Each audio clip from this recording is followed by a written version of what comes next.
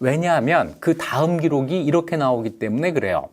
파산역에 도착했는데 영리들이 모두 달아나버리고, 영리라고 한 건 그 역에서 일하는 향리들입니다. 이건 중앙에서 파견한 사람들이 아니고 그 지방 사람들이에요. 이 지방 사람들은 모두 달아나버리고, 전쟁이 일어났다고 하고, 그러니까 달아나버린 거죠. 어주에 음식이 갖춰져 있지 않았다. 임금이 먹을 음식이 장만되어 있지 않았던 거예요. 김은부가 또 음식을 올리며 아침 저녁으로 정성껏 받들었다. 김은부가 여기까지 따라온 거예요. 그랬기 때문에 여기가 공주절도사의 영역이라고 이야기를 하는 거죠. 자, 김은부 옷도 드리고 음식도 올리고. 김은부가 원래 공주절도사 되기 전에 뭐였었죠? 어주사. 네, 이 음식하는 여기에는 정말 일가견 있는 사람인데, 이걸로 현종의 그 고달픈 피난길을 단 하루 동안인데 위로를 해줬던 겁니다. 1월 7일 날 공주에 도착을 했고요.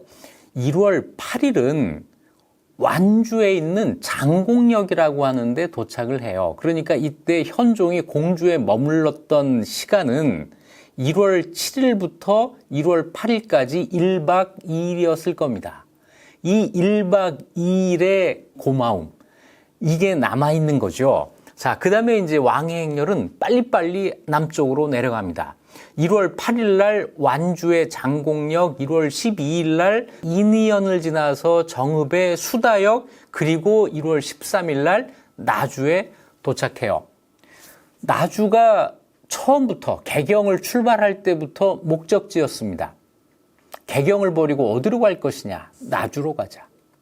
왜 나주냐면, 나주가 고려 태조 왕건의 두 번째 부인의 근거지잖아요. 그리고 고려의 2대 국왕 혜종의 외가이기도 합니다.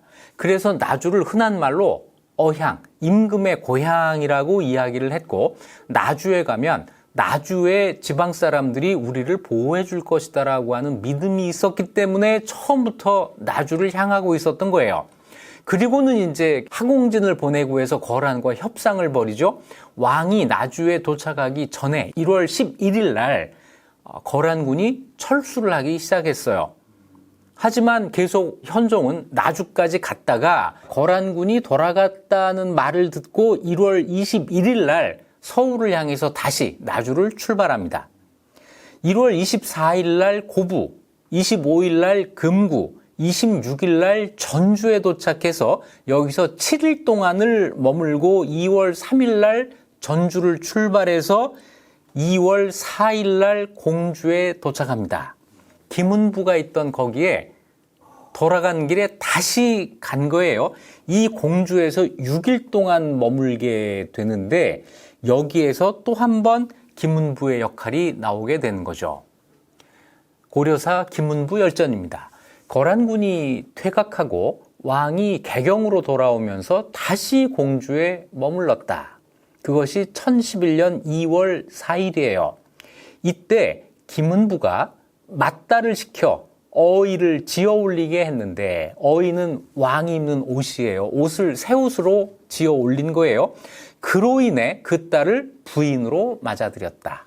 여기에서 결혼을 하게 되는 겁니다. 원래 현종에게는 왕후가 2명이 있었어요. 개경을 떠나서 남쪽으로 내려갈 때 왕후 2명이 동행을 했습니다. 원정왕후 김씨와 원화왕후 최씨였습니다. 이 2명의 왕후 가운데 제1비 원정왕후 김씨는 이때 임신 중이었어요. 그 몸으로 남쪽으로 내려가다가 도저히 같이 못 가겠다 해가지고 친정으로 돌려보냈다는 거죠. 그 친정이 어디냐면 선산이었습니다. 선산이 지금 구미시 선산읍이죠. 선산이 가까우니 돌려보내야겠다, 이러고 돌려보냈다는 거예요. 결코 가깝지 않은데요. 그래서 이 원정왕후는 그때 선산으로 갔다가 전쟁이 끝난 다음에 개경으로 복귀를 하는데, 그 아이가 일단 걱정이 되지 않으세요? 뒤에 이 원정왕후에 대한 기록에는 아들이나 딸을 낳았다는 얘기가 안 보입니다. 이런 경우는 대체로 아이가 이름을 갖기 전에, 그러니까 영아일 때 사망을 했을 가능성이 높습니다. 기록이 남아있지 않지만 행간에서 읽을 수 있는 사실이죠. 아마 이 아이가 제대로 나서 자라지 못했다. 아이를 하나 잃었다라고 볼 수 있는 거죠. 두 번째 왕후는 원화왕후 최씨인데 나주까지 동행을 합니다. 동행을 해서 나중에 개경에 돌아가요.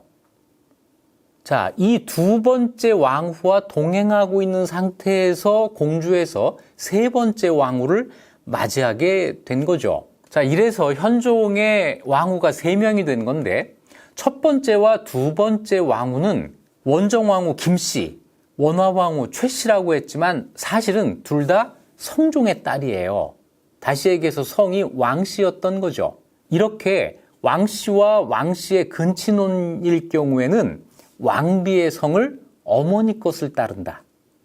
그래서 원정왕후는 어머니 성을 따라서 김씨, 원화왕후는 어머니 성을 따라서 최씨가 된 거죠. 그런데 이 세 번째 왕후가 된 김은부의 딸은 달랐어요. 공주가 아니잖아요. 그래서 정말로 아버지의 성을 따라서 김씨가 됩니다. 원성왕후 김씨인데 이게 왜 의미가 있냐면 고려 초부터 계속되었던 왕실 근친혼의 전통이 이때 끊어지고 조괴혼이 시작되는 계기가 되었기 때문에 그렇습니다. 외척이라는 말이 이때부터 가능해요. 김은부가 외척이 된 거죠. 혼인 이야기는 뒤로 잠시 미루기로 하고요. 김은부 얘기를 좀 더 하죠. 이래서 김은부가 왕의 장인이 됩니다. 그리고는 곧바로 공주절도사에서 서울로 올라오게 됩니다. 김은부가 형부시랑이 되었다. 형부시랑은 형부의 정사품 관직입니다. 그리고 한 가지 사건이 있었는데 그게 뭐냐면 김은부가 거란의 사신으로 파견된 적이 있어요. 자, 거란과 고려의 전쟁이 끝난 직후에 1011년 11월이니까 1월 달에 전쟁이 끝나고 그해 말이 되는 거죠. 형부시랑 김은부를 거란에 보내 황제의 생신을 축하했다. 해피 버스데이 투 유 하러 거란까지 파견이 된 거예요. 그런데 이건 뭐 늘 있는 일인데 김은부에게 독특하게 일어난 일이 있었습니다. 돌아오는 길에 그게 1012년 3월인데 내원성에 이르렀을 때 이 내원성이 어디냐면 압록강을 경계로 고려와 거란이 국경을 맞대고 있는데 그 국경 바로 위에 있는 거란의 영토예요. 여기까지 왔을 때 거란이 여진을 시켜서 김은부를 억류하게 합니다. 왜 여진을 시켜서 그랬을까요? 거란이 자기들이 직접 하기에는 너무 모양 빠지는 일이라고 생각을 했던 거예요. 고려 사신이 와서 황제의 생일을 축하했는데 그 뒤통수를 쳐서 억류시킨다는 게 이게 말이 안 되잖아요. 그래서 이렇게 굳은 일을 누굴 시킨다? 여진을 시킨다. 그래서 여진족이 거란의 사주를 받아서 김은부를 억류하게 됐고 여기에서 거의 한 7, 8달을 억류된 상태로 있다가 그해 윤 10월에 거란으로부터 돌아오게 됩니다.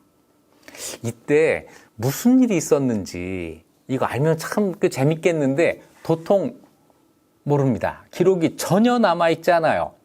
하지만 왕의 장인이고 나라를 위해서 뭔가를 하다가 이런 고초를 겪었다고 한 거는 아마 김은부에게 하나의 뭘까요? 날개를 달아주는 이런 게 됐겠죠. 그 뒤로부터는 승승장구합니다. 1015년에 지중추원사에 올라요. 중추원의 종이품관직인데 이 종이품 이상관직은 뭐라고 했죠? 재신 추밀이라고 불리면서 국가의 모든 일에 관여할 수 있는 사람이 된다 하는 거죠. 그 다음에 1016년에 호부상서가 되는데 이거는 지중추원사로서 겸직을 하는 걸로 보입니다. 1016년에는 상호군이라고 하는 이건 명예직을 받아요. 이거는 무신직인데 이건 아마 명예직으로 받았을 거예요. 그리고 1017년 5월 15일 날 중추원사 호부상서의 관직을 가지고 있는 상태에서 세상을 떠납니다. 날개는 달았는데 시간이 없었던 거예요. 거란에서 돌아온 게 1012년 연말이거든요. 이때부터 1017년 5월까지 날개를 달고 날 수 있는 시간이 5년밖에 없었던 겁니다. 그래서 김은부는 자기가 가지고 있었던 잠재력에 비해서는 더 높이 올라가지를 못했어요. 그리고 김은부의 이런 자산이, 정치적인 자산이 누구에게 가느냐면 처가로 갑니다. 자, 이 결혼 얘기 다시 한번 해볼까요? 첫째 딸, 원성왕후가 공주에서 결혼해서 왕후가 됐습니다. 이걸로 그치지를 않았어요. 둘째 딸과 셋째 딸이 개경으로 올라가서 현종의 비가 됩니다. 김은부는 자기의 딸 3명을 왕후로 만드는 기록을 세우게 돼요. 원예왕후는 둘째 딸입니다. 현종의 4번째 왕후가 돼요. 그렇기 때문에 첫째 딸이 왕후가 되고 얼마 지나지 않아서 4번째 왕후가 되었을 겁니다. 이 시기가 밝혀져 있지 않은데요. 5번째 왕후가 원용왕후 유씨라는 사람인데 이 5번째 왕후가 결혼한 시기가 나와 있어요. 1013년 5월입니다. 따라서 그 사이가 되겠죠. 1011년 2월부터 1013년 5월 사이에 왕후가 되었을 것이다. 셋째 딸은 현종의 제7비가 됩니다. 7번째 왕후가 되는데요. 역시 언제인지 시기가 밝혀져 있지 않아요. 그런데 6번째 왕후가 결혼한 날짜가 나와요. 1022년 8월입니다. 그리고 셋째 딸 원평왕후 김씨인데 이 김은부의 셋째 딸은 1028년 이전에 사망을 합니다. 따라서 결혼한 시기는 1022년 8월부터 1028년 사이가 되죠. 이런 거 재밌지 않아요? 기록이 나와 있지 않은데 여러 가지를 가지고 이렇게 수수께끼를 풀듯이 조합해서 아마 이랬을 것이다. 그 시기를 좁히기도 하고 요새 추리하는 게 유행이라던데 그 추리하는 그 퀴즈에 이런 역사적인 사실을 넣어서 하면 어떨까요? 훨씬 더 좀 품위 있는 추리가 되지 않을까요? 아니면 말고요.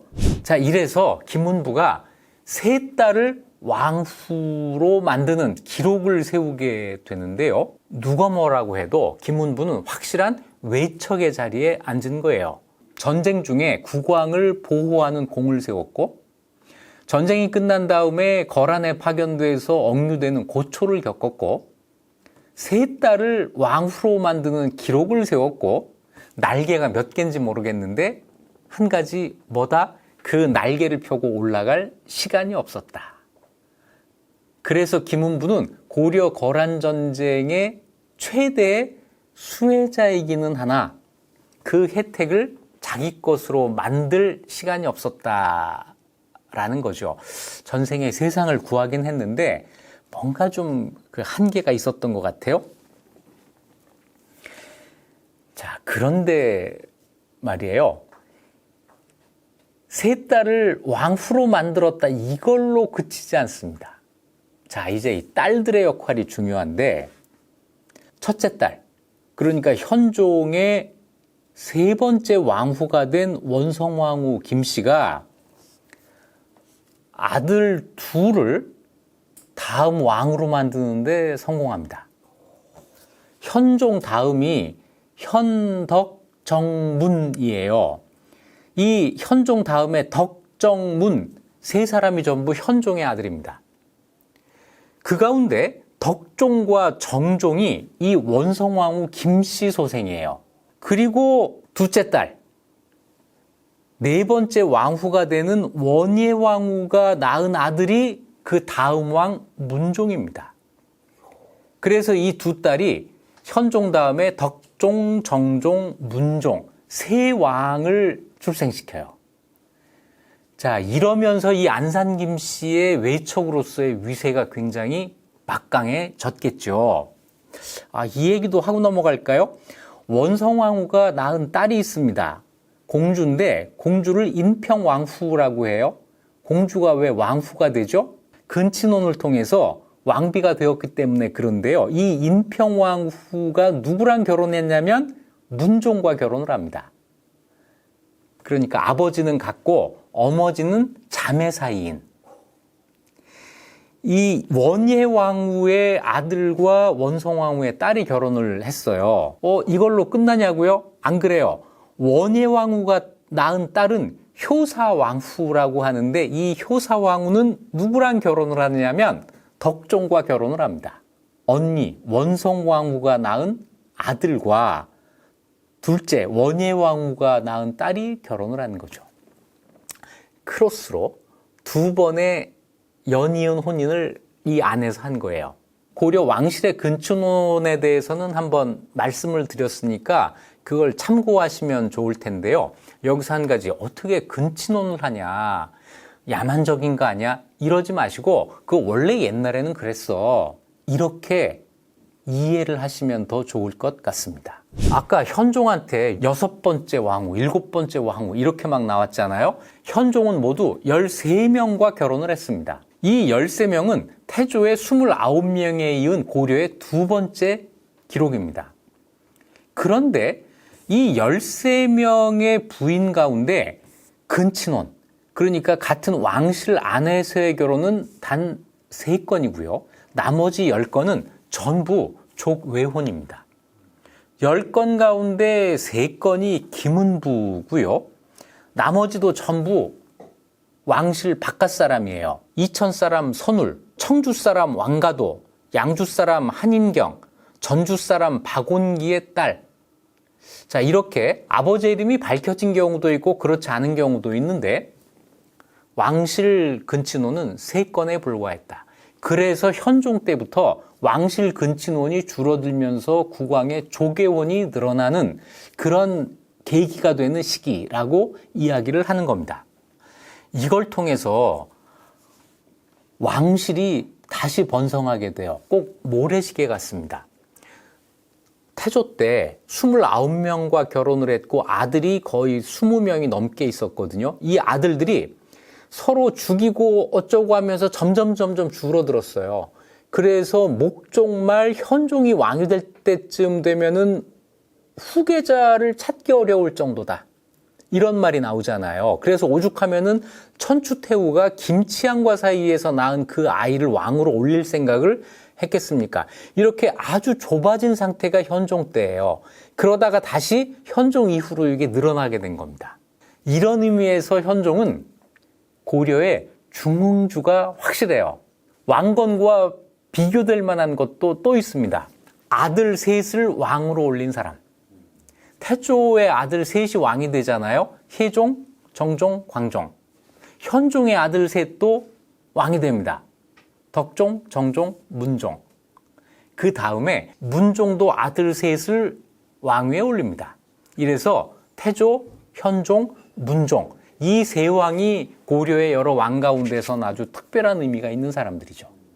현종 때 고려가 중흥되었다. 다른 여러 가지 면에서도 그렇지만 왕실의 번영이라고 하는 이 점에서도 확실한 중흥주가 되었던 거죠. 그런 의미에서 보면 김은부를 만난 거는 상당히 현종한테는 큰 역할을 했다고 볼 수 있겠네요. 그러면 현종이 김은부를 만난 거는 당장 피난의 그 위험한 피난길에서 구원을 받을 수 있었다고 하는 게 가장 커요. 김은부가 아니었으면 과연 나주까지 갈 수 있었을까? 이런 생각을 할 만도 해요. 또 한 가지, 김문부 딸들과의 결혼을 통해서 많은 아들을 낳고 그러면서 왕실이 튼튼해지고 현종 왕통이 그 뒤까지 이어질 수 있게 되기 때문에 현종으로서는 김문부가 굉장히 고마운 사람이죠. 김문부가 뭘 한 게 아니에요. 김문부는 강감찬이나 지체문, 양규, 하공진처럼 목숨 걸고 뭔가를 하지 않았습니다. 김문부가 한 건 뭐죠? 공주 절도사로 나가서 그 역할에 충실했던 거고, 또 잘한 게 뭐 있죠? 밥을 잘 올리고 식사 준비 잘하고 옷 잘 만들어 드리고 성실하게 그냥 부지런하게 자기 일을 한 거예요. 그런데 이런 복을 받다니 전생에 세상을 구한 사람이죠. 이 세 딸이 아주 훌륭했기 때문에 현종의 중흥기를 만드는데 밑받침이 되지 않았나 이런 느낌이 들거든요. 말씀. 그렇죠. 이 딸 셋이 정말 왕후로서의 역할을 잘한 거고요. 현종에 뒤이어서 덕종, 정종, 문종 이렇게 고려 왕위를 잇는다고 할 때 뭐도 생각을 할 수 있냐면 고려 왕실에 김문부의 피가 섞여 있는 거예요. 그러니까. 안산 김씨의 피가 섞여 있는 겁니다. 자, 김문부는 아들에 대한 기록도 있어요. 그런데 이건 김문부에 대한 기록에서 나오는 게 아니고 아들에 대한 자료에서 나옵니다. 아들 중에 아주 잘된 아들이 하나가 있습니다. 누구냐면